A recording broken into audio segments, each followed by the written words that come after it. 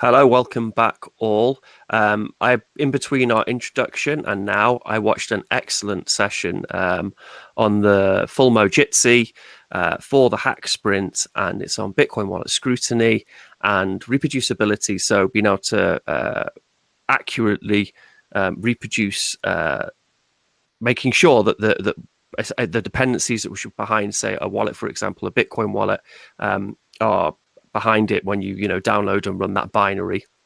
No, it's really fascinating talk, and absolutely, at the same time, completely and utterly terrifying.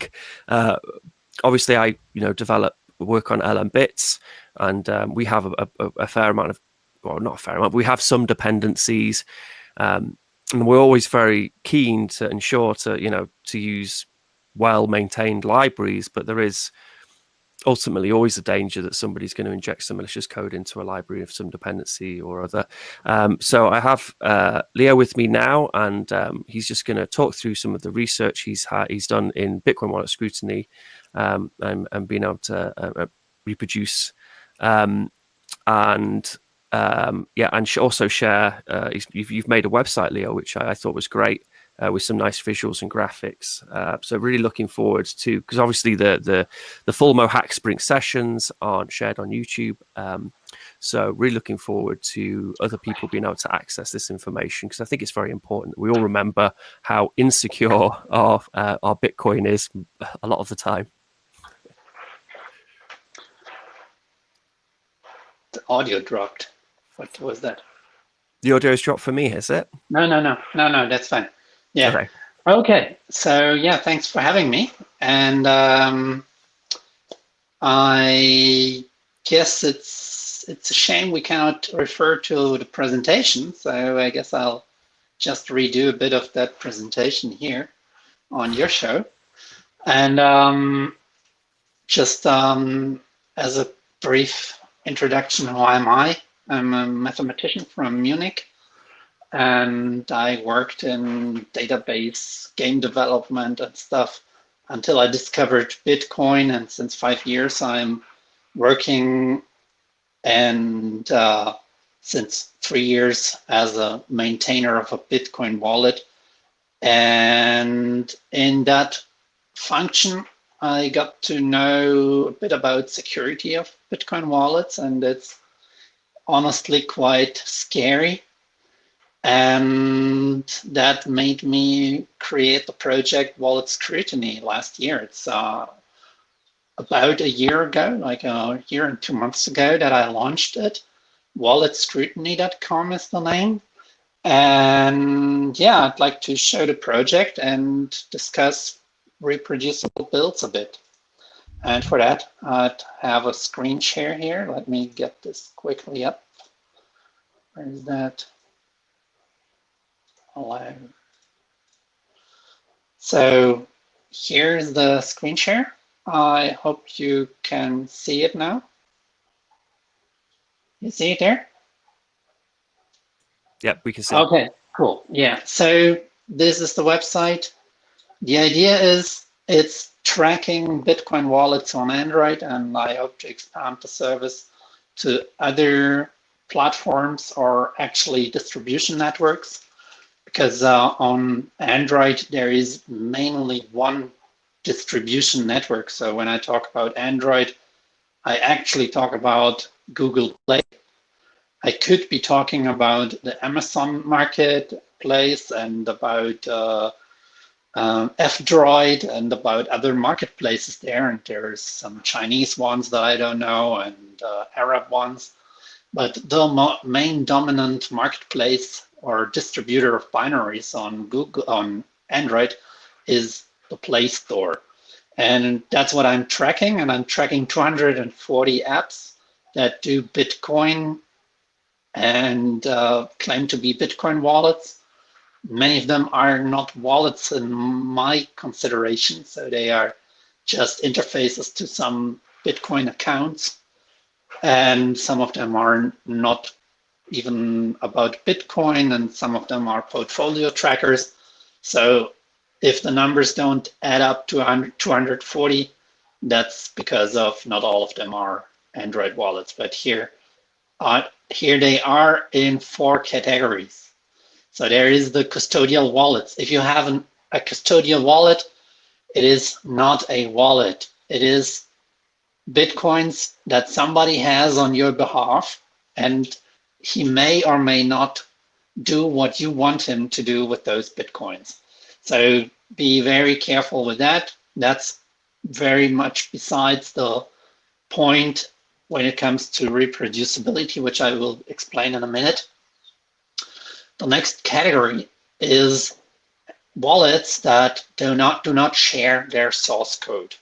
So the problem is, if you have a wallet which is not a promise to pay by some bank, by some Bitcoin bank, but it is something, be your own bank wallet kind of thing, where you are promised to have the only private keys to the Bitcoins that you can move with that wallet, then you are in charge of keeping it secure. But many providers, like 51 of those that I checked, do not share the source code of their product. So you have to trust them. Wow. And there's actually some of them where I could not find who is behind those wallets. And there is no registered company. It's a one-man show. It's some guy who has maybe even a GitHub account, but he decided to not share the code of that wallet. And he has some weird name there. It's not even pretending to be a legal name. So if that wallet loses your money, then you have a big problem because you have no recourse. And the next category is those that are sharing source code of the product, but where I cannot verify that the source code matches the binary that I get from Google Play. So, for example, the most popular of them is the blockchain.com wallet that has, I think, 5 million downloads.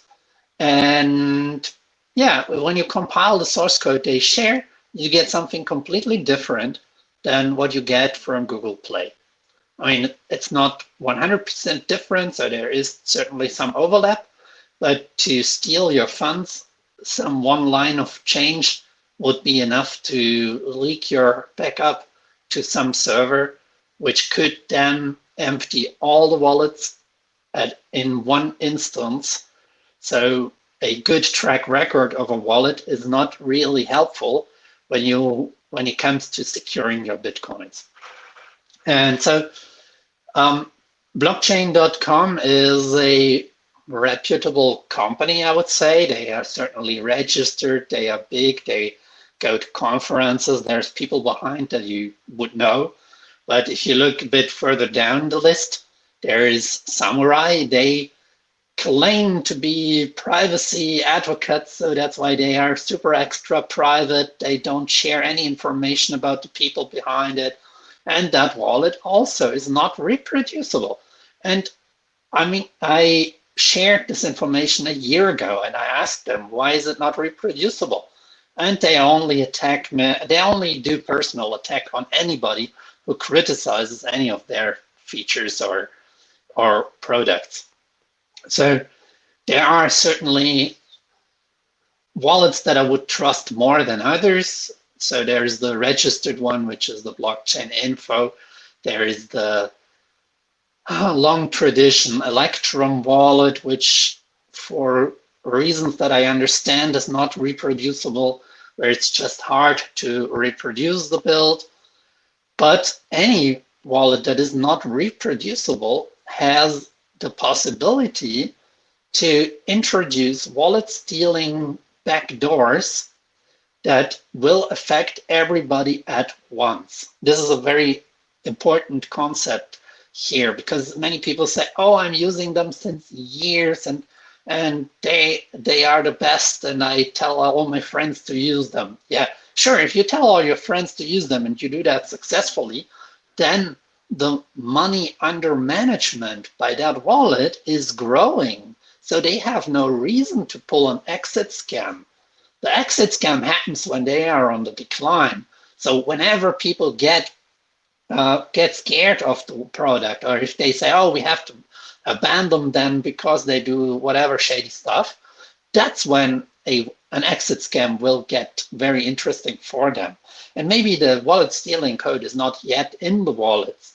Maybe in some update that Google conveniently pushes to everybody by default. So if you're using Android and you have Android wallets for your Bitcoins, deactivate the automated update for those wallets because you don't want to be the first to receive the wallet stealing updates. And if there's an update, don't feel too secure about it not stealing your wallet. So if a provider makes a 20,000 lines of code change and is even public about it and is even reproducible, like those 7 wallets, then the update might still have the back door, because the back door can hide in sometimes 70 megabytes of binary.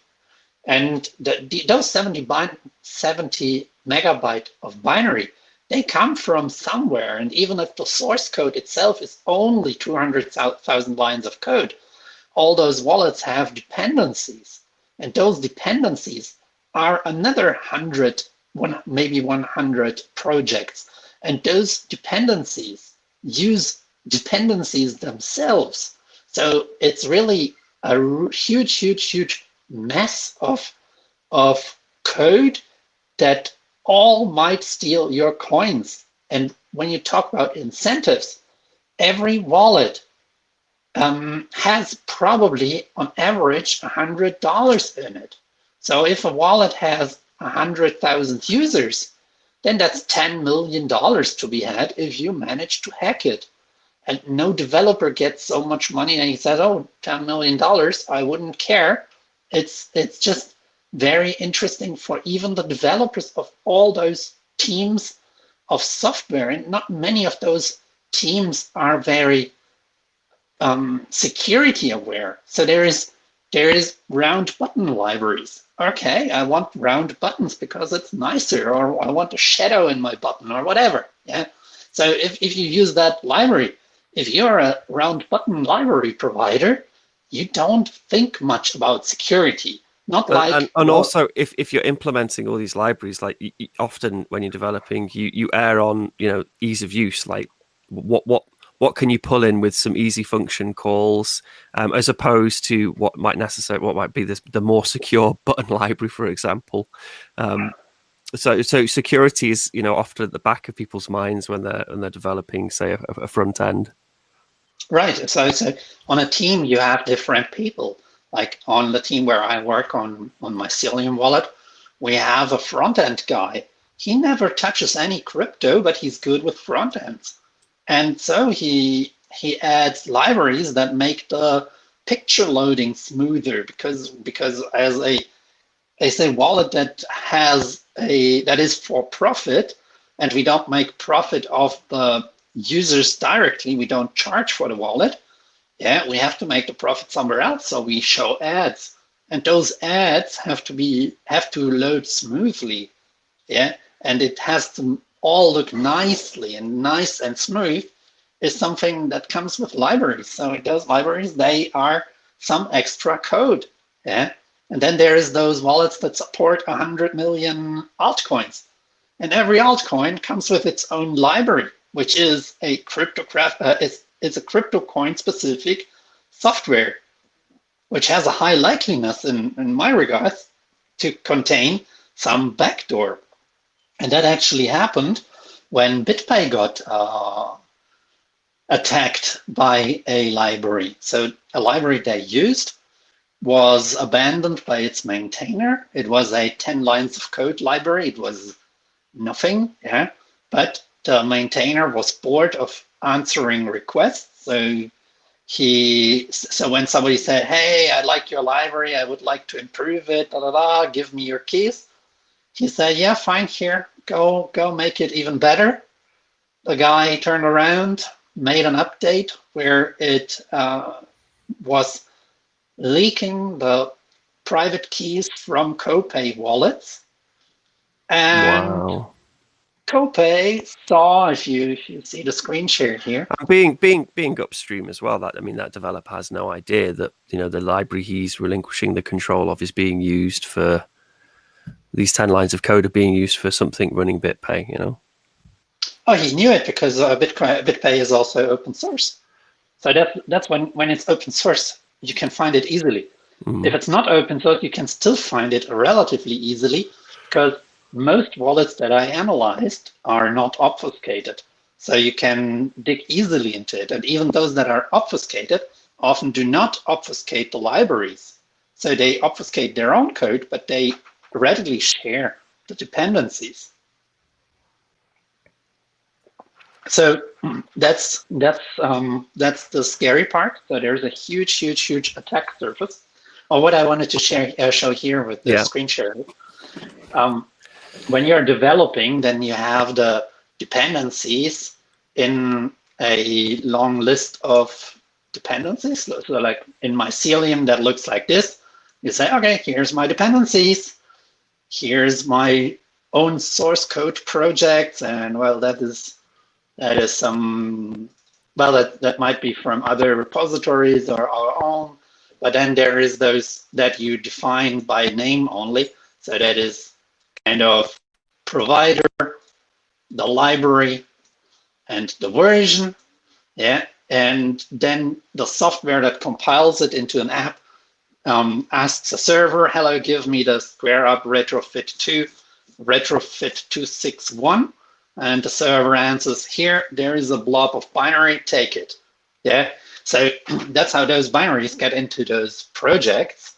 And that list can be long. And if that long list looks scary, that long list is even scarier if you look at the transitive dependencies, because many of the dependencies depend on other stuff themselves, which depends on other stuff again, which depends on other stuff again. So this can end up being a really long list with deep dependencies. And as a developer, what you see when you develop is, hey, my software wants me to upgrade this one. So all those that are marked yellow here are dependencies where my software tells me, hey, that software, that dependency has an updated version for you. Why don't you use the logging interceptor 382 instead of 381? And as a developer, I read this as 381. Okay, 3 is the major version, 8 is the minor version, 1 is the patch version. So a 2 would not break anything. It would just fix stuff. But as a hacker, of course, I would introduce the evil stuff with a patch version upgrade. So I would release 382 for a wallet stealing feature. And the developer who sees that says, oh, maybe the 381 is vulnerable to something, better update to 382. And sometimes that is correct. Sometimes upgrading to 382 makes sense to improve the security. But sometimes the 382 might be a wallet stealing upgrade from some dependency. So those dependencies get upgraded, and they get upgraded a lot. And I think it would be possible to track the propensity of projects to upgrade the dependencies. That's just one of many rabbit holes that I didn't go into. But talking about dependencies, there is another issue which I did not get to well explain on the previous talk today. But here the dependency system is Gradle, and Gradle supports both checksum and signature verification out of the box, but performs no dependency verification by default. Which that means is that if you use it as is, if you say, oh, I want round buttons, then you add your round buttons library, and then you run it in the version 382, and then you compile it on a different computer where you make the release maybe. And now on that different computer, by the time you do the release, the server got hacked, and the blob that they sent you is a different blob. And you have no idea. It says 382. It has to be 382, right? And it said, what did it say? It said whatever ComSquareUp is the provider, so it should be ComSquareUp. Yeah, but neither the signature of the provider nor the checksum of the blob is verified by Gradle by default. So when you activate verification, which most wallets do not do, then you have to go through all those dependencies and you have to collect all the release keys. And not all of them do sign their packages. So there is no end-to-end verification. If the provider is even the provider that is claimed to be the provider there in the list of dependencies. So this is really scary stuff that everybody glosses over, and that people just say, well, it's free and open source, so you can verify the code, and there's going to be no malicious code injected into it because it's public, and people are going to verify it for me because I'm not going to go and verify a dependency of a dependency of a dependency of a dependency. Of course, you can verify it, but I cannot verify everything that goes into the wallet. That my job it is to verify everything that goes into it. Yeah, it's more than a full-time job, because I verify all the code that my colleagues produce. But whenever we add a new library, then I have to go by gut feeling. I have to say, okay, I trust Google. Do I trust Jack Wharton? Do I trust whatever Square? Yeah, Square is also into crypto now. So yeah, does ComSquareUp, okay, HTTP even belong to the same Square that I know? Yeah, how does that link work? Yeah, so what do I have to be expert on to figure that out? Yeah, so could an attacker actually claim to have another OK HTTP under a slightly different name and capture those package names? Yeah, so how does that work? How much information does it convey when it says ComSquareUp? I suppose it doesn't convey much. Yeah. So what I usually do is I try to gauge the popularity of those repositories, and if it is really endorsed by big companies, in the hope that there is a lot of interest in people to make it secure. But this is not something that you can audit from the bottom up all the way to what the user gets. So this is a lot of heuristic there. There's not much proof about security. I mean, and you're talking about this best case scenario, isn't it? I mean, usual real world scenario is that a hell of a lot of this stuff isn't audited when people are developing, and they may even pull a library off, someone's fork, which when they Google the library, that pops up. And that's the fork they pull, and they trust that that's the library which they should be using because it's got a few hundred stars, whereas the actual library has a few thousand stars.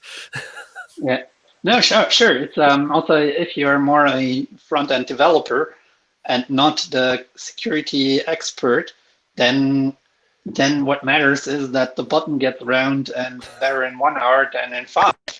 Sure. And then that's not. I mean. And it's also hard to explain to the higher ups that if I cannot prove that there's a backdoor, why can I refuse to accept the library that the front end guy wants to have?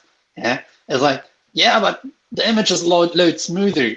Yes, but it's a huge dependency. But yeah, how can I justify to? I mean, it's always a smooth thing.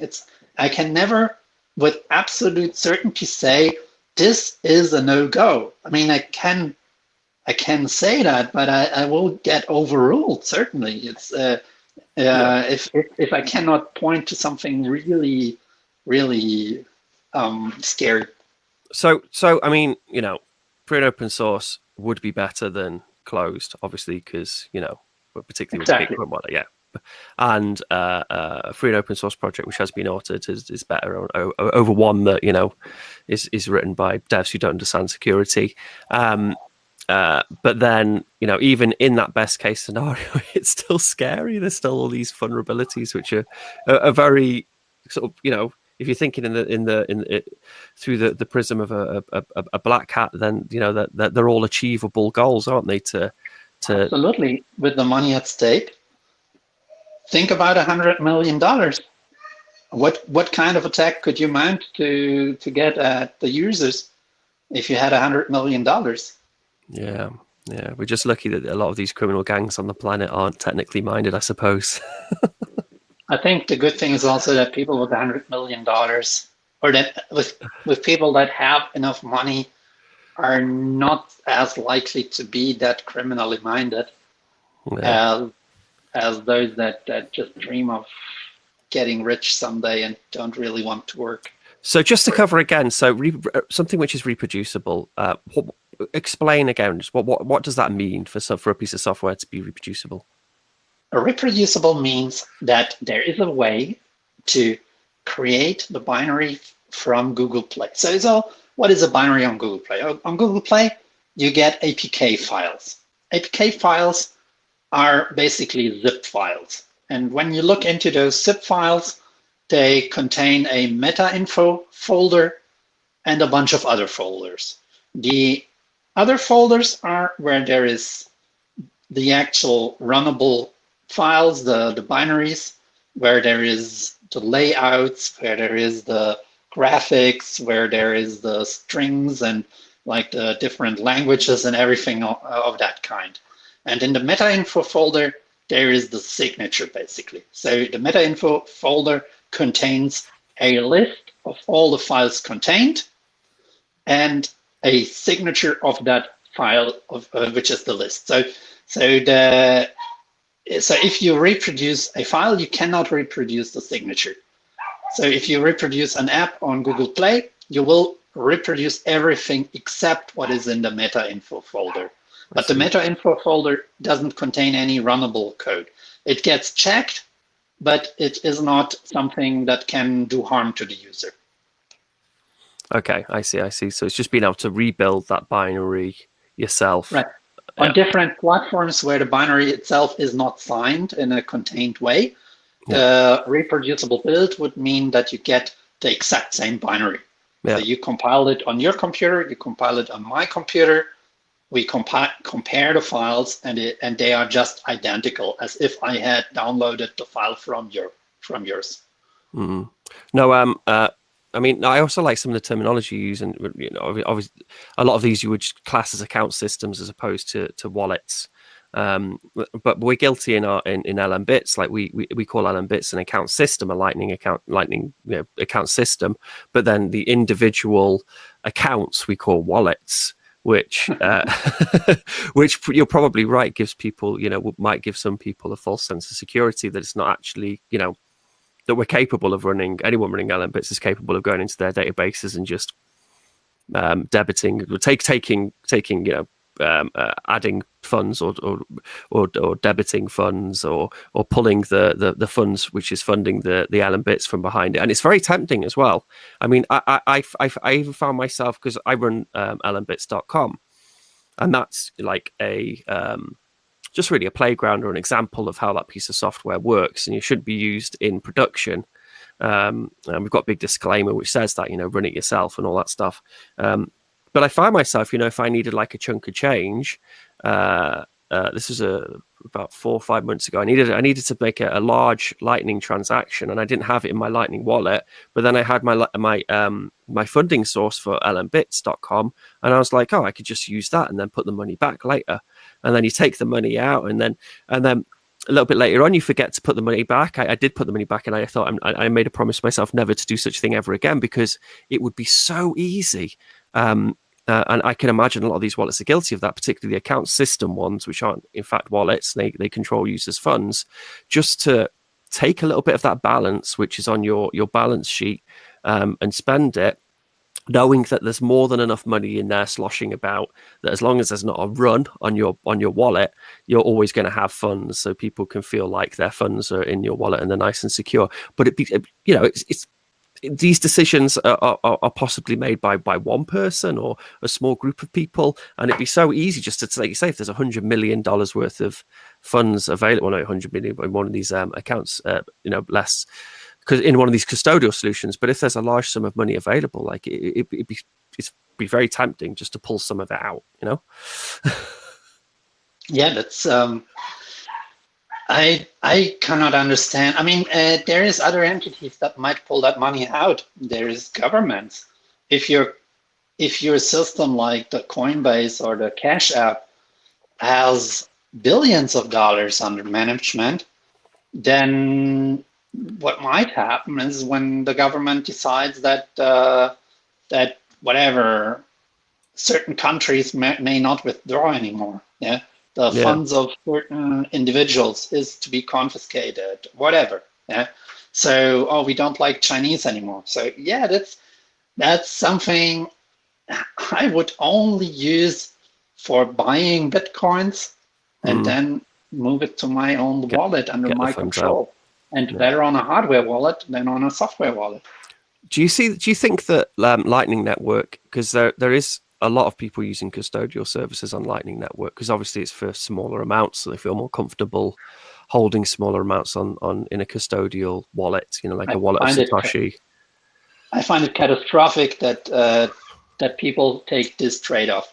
I find it catastrophic that people promote the Lightning tip bot on Reddit or wherever it might be, saying, "Oh, it's just small amounts, la la la."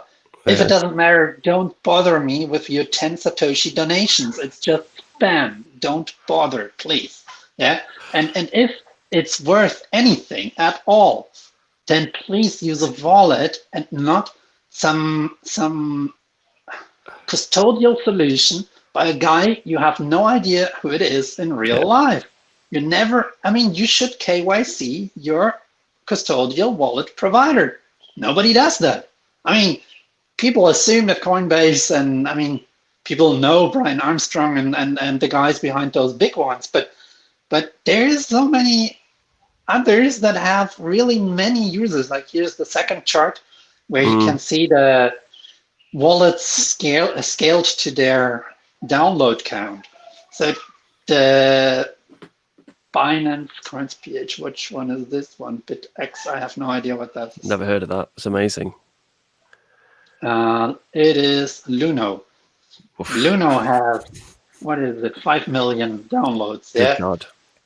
I don't know, but there's certainly wallets I would not trust, and they have still 100,000 plus users, and I wouldn't trust any of those. But if you want to consider trusting them, be sure that you could sue them if they do something weird. I see. So yeah. So if they do some nefarious, unless of course the government is the thing, like you said before, making them do the weird thing. Goodness, it is absolutely terrifying, isn't it? So when people complain about Bitcoin Core being so ugly, this is why, yeah.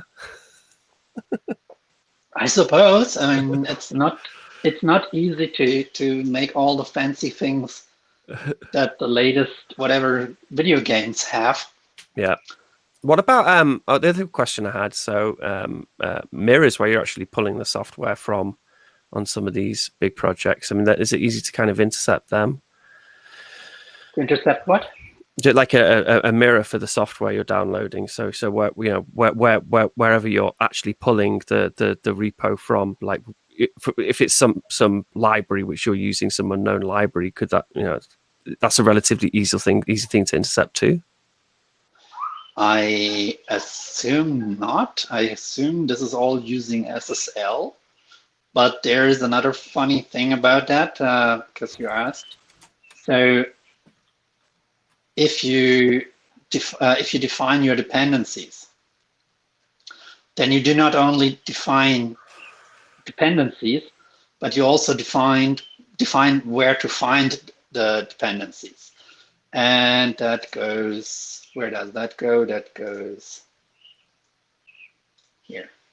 So you say, okay, the repositories to find dependencies are JCenter and Google. I came across Bitcoin wallets that defined 5 repositories to get the dependencies from. And one of those was twice in the list. And well, that's clearly not being then checked. think about if the dependency is found on 2 repositories, which one will it pick? Oh, goodness me. Yeah. Is it the first one? Is it the last one? Is it something different? Yeah. I looked it up at some point. I couldn't tell you now. I should know. Yeah. But it's certainly if they have one of them twice in the list in different positions, they certainly do not know. Yeah. And many of the dependencies are on different repositories. It's not like, oh, you get that only there and the other only there. Yeah, I see. So you don't even know which one it's going to be downloading from. Incredible. What about hardware wallets when it comes to, like an update for your Trezor, for example, which is pushed from? That's always a terrifying experience for everyone who's ever had a Trezor. What would you say best practices for that?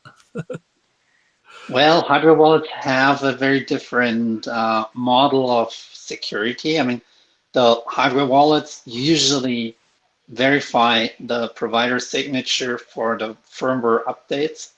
So they are kind of locked down to only, I mean, you can get around that because that's also I don't know about all the hardware wallets, but certainly there is hardware wallets that allow you to install custom firmware. So if you want to compile your own firmware, you can do that. But as it's not signed by the provider, you have to unlock your hardware wallet to accept unsigned firmware. Okay. So usually I think they make sure that the package you download, that the firmware update that you download is signed by the provider, and only then does it allow to update the firmware. And then the firmware itself should be reproducible, which also should be checked. But the tricky part, and that's also a bit tricky about Android wallets, I say Android, but it's App Store, as I explained before, is that you can get different binaries depending on which country you are in, depending on which IP you have, on which device you download it from. So if I would monitor the firmware update server of Trezor, for example, they might deliver a different firmware to myself than to others. So I would have to decentralize the firmware download and check too. So I would have to also fake that it's an actual Trezor software that tries to download it, and not my check the firmware script. So if they can tell this is not our hardware wallet that's trying to make an update, this is the project that tries to check on us, they might deliver a different firmware, and that would support the intent to monitor that. But I mean, this is just to show how you could attack it. impossible it is if you really go down that road. But we should respond to them. So hardware wallets are reasonably safe. And a good way of storing Bitcoin. Obviously, do never store Bitcoin on a phone if you can, and if you do store it on your phone, then have airplane mode on, I suppose. Don't ever connect to anything. There's projects that try to turn old phones into hardware wallets, and that's an interesting concept. That you say, okay, you have that old phone, and it only communicates over QR codes, and it has airplane mode on, and it does only what a hardware wallet would do otherwise. That's quite an excuse me. There it is. Some noise outside. It's fine. Yeah, I won't keep you for much longer, so you can get back to Christmas stuff. But no, absolutely great talk. Made me, as someone working. I mean, thankfully, I've got, where I work with developers who know a hell of a lot more than me and are more security conscious than I am when it comes to our own piece of software. But it has made me much more aware of dependencies. But I mean, recently I was trying to develop a watch-only wallet, and in fact, that was why I brought up that the concept of just picking the wrong fork from some Git repo somewhere.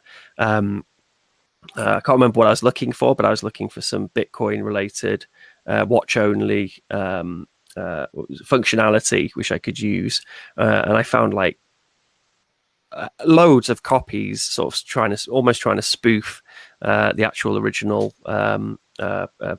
downstream version, sorry, of the software with the library I was trying to get, which was like a well-known library.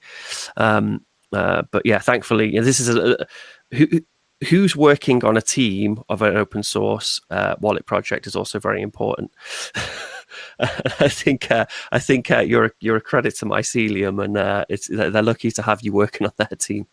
But it's interesting as well that you mentioned which one was it? Was it Samurai who go on the attack? Yeah, they are very known for personally attacking people if they criticize anything about Samurai. Yeah. So they told me like, my developers would program circles around your team, blah, blah, blah, blah, blah, blah, blah. But in 1 year, they didn't manage to make reproducible builds. That sounds a bit sketchy to me. And they made clear false claims. But I don't know how much you want to go into that. That rabbit hole. Oh, excellent. Oh, wow. So they claim that their build is reproducible, but that's only them who claim that. Goodness me, that's really bad. It's an excellent website, and I strongly urge everyone in the chat to shill and bookmark walletscrutiny.com. Really great. It'd be cool if we could get Ellen Bits on there at some point. Although it's I suppose it's not just your regular phone wallet.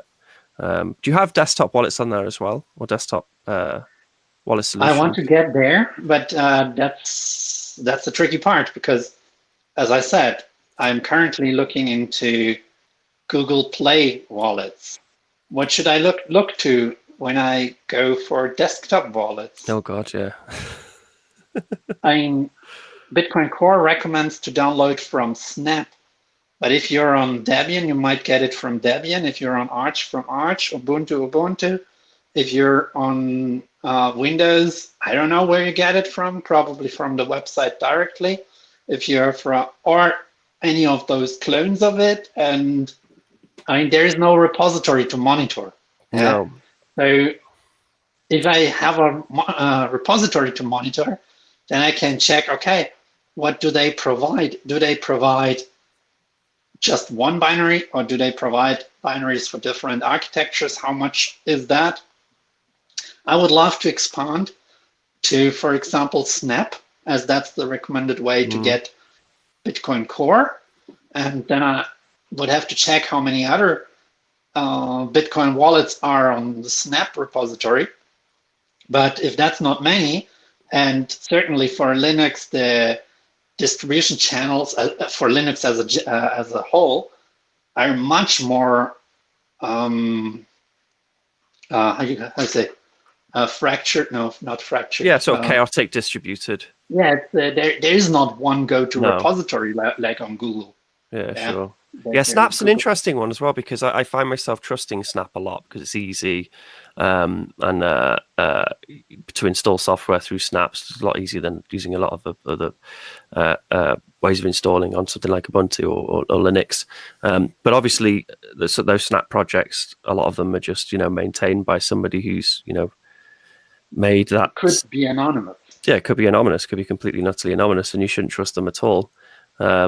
Just because if you should trust them, what happens if they get a gun to their head? Yeah, there needs to be external verifiability. So if nobody can verify that whatever you get from Snap is what it should be, then it's pointless to argue if you can trust the guy or not. It's just that if he could be trusted in general, then you need a wrench attack on him, or he might have to pretend to have been wrench attacked. Yeah. And it just raises a bit the bar for something to happen. But with the funds at stake, it's just too likely to happen at some point. Yeah. And also with a lot of these people, I mean, some of the people you would trust are quite public. And, I mean, they're not surrounded by security guards the whole time. So, and with Bitcoin being worth so much money, I mean, I suppose with all these price shifts we've been having, we're going to see more and more, sadly, more and more of these attempts at attacking people through wrench attacks. And none of the methods. That topic, make sure you don't have access to your own money. Yeah, that's why I always advise to people. I say the best Bitcoin security is it should take you days. So say your Bitcoin pension fund or whatever, it should take you a long period of time to pull that information together to rebuild your wallet. It shouldn't be something you've got access to in your house. It should take days. And that way, it's out of your hands. Even if you do get wrench attack, you could have a wrench attack stash. You should also probably have that as well, just a small amount you can give to the and say this is my main stash. And but yeah, I'm amazed at how many Bitcoiners think that just by putting their Bitcoin on a hardware wallet in a safe in their house they've got good security. When all it would take is certainly not good neither. Right. Well, I'm going to let you go. Absolutely great. I really enjoyed that. And this is a lot. Is it just you working on this project? Well, scrutiny is like 95% me or more. Wow. 98%. I had a big drop for the UI. So a nice fellow Bitcoiner who dropped all the UI, the design. I would like to give him a shout out. Yeah, it's really nice looking. Yeah. What's his? I always do this. It's all these goofy Twitter handles. Yeah, it's hard to give people the props they deserve.